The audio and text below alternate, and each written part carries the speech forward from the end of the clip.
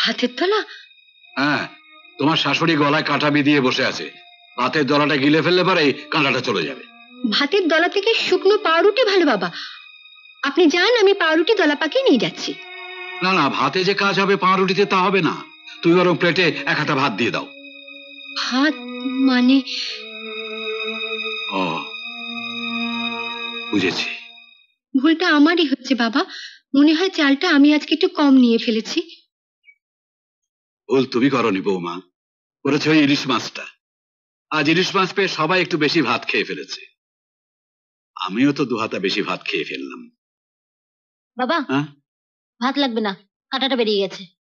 যান বাবা, আপনি ঘরে যান। ও আচ্ছা, চল চল চল।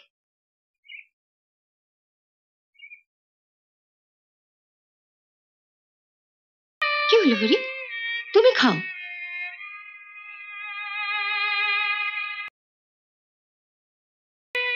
এ মা, বোকা কোথাকার, ভাত নেই পাউরুটি তো আছে। একবেলা ভাত না খেলে কেউ মরে যায় না।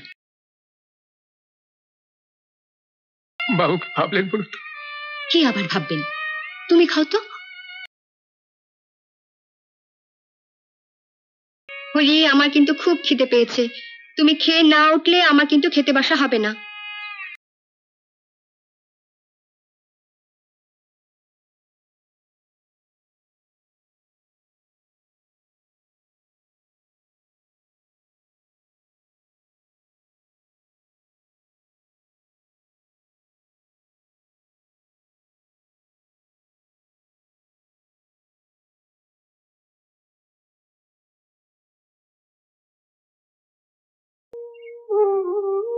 কি হলো হরি?